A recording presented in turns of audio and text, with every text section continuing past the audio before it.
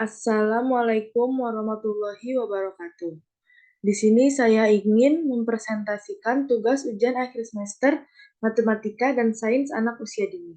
Sebelumnya, perkenalkan nama saya Kalista Putri Andini, NIM 18622500057, mata kuliah Matematika dan Sains, dosen pengampu Ibu Ari Widyastuti, SPD MPD.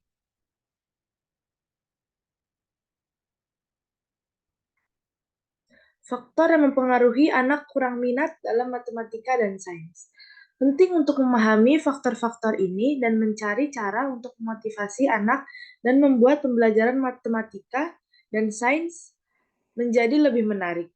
Penggunaan metode pengajaran yang bervariasi, penekanan pada keterkaitan dengan dunia nyata, membangun rasa percaya diri dan memberikan dukungan yang tepat dapat membantu meningkatkan minat anak dalam subjek tersebut. Beberapa faktor yang dapat mempengaruhi minat anak menjadi kurang dalam belajar matematika dan sains. Yang pertama, tidak cocokan dengan gaya belajar. Setiap anak memiliki gaya belajar yang berbeda-beda. Jika metode pengajaran digunakan tidak sesuai dengan gaya mengajar anak, mereka mungkin kesulitan dalam memahami dan tertarik pada matematika dan sains. Yang kedua, kurangnya motivasi. Anak yang kurang termotivasi mungkin tidak memiliki minat yang kuat dalam matematika dan sains. Faktor-faktor seperti kurangnya tujuan yang jelas, kekurangan tantangan, atau kurangnya pengakuan terhadap prestasi mereka dapat mengurangi motivasi mereka. Yang ketiga, keterbatasan persepsi diri. Anak yang memiliki persepsi diri negatif tentang kemampuan mereka dalam matematika dan sains mungkin kehilangan minat jika mereka merasa bahwa mereka tidak cukup pintar atau berbakat dalam subjek tersebut. Mereka mungkin enggan untuk berinvestasi dalam belajar lebih lanjut. Yang keempat, kurangnya dukungan. Dukungan dari lingkungan sekitar termasuk orang tua dan guru sangat penting untuk membangkitkan minat dalam matematika dan sains. Kurangnya dukungan, motivasi atau pemberian umpan balik yang positif dapat menyebabkan anak menjadi kurang minat. Yang kelima, kurangnya pemahaman konsep. Kurangnya pemahaman konsep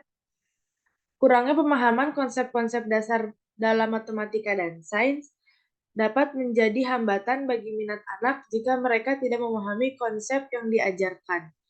Mereka mungkin merasa frustasi dan kehilangan minat dalam proses pembelajaran.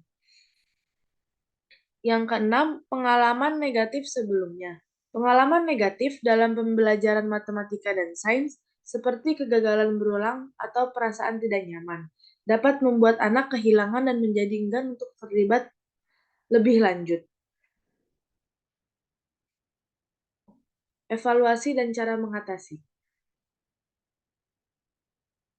Raka ini anak yang belum bisa berhitung, dan sejauh ini dia hanya mengetahui angka saja.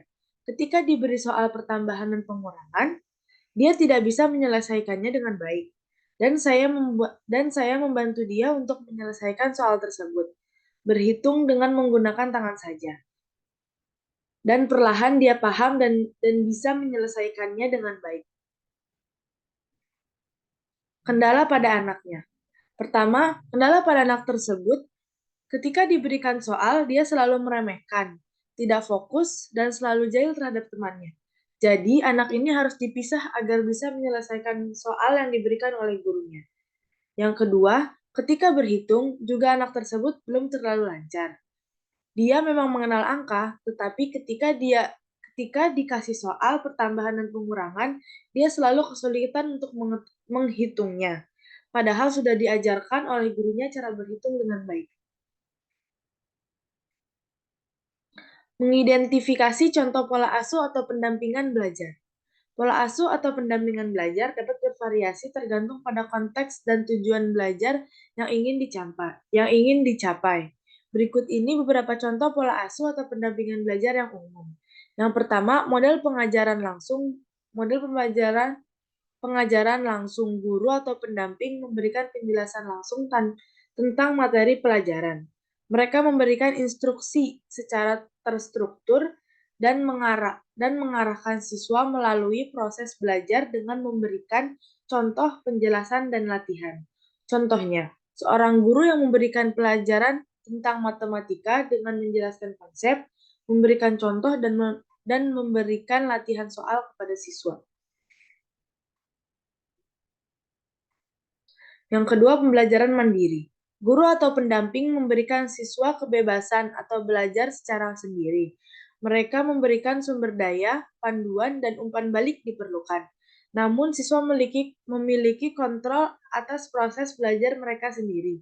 Contohnya, seorang guru yang memberikan siswa daftar bacaan dan tugas-tugas terkait topik tertentu, siswa kemudian belajar secara mandiri dengan membaca, melakukan riset, dan menyusun presentasi mereka sendiri.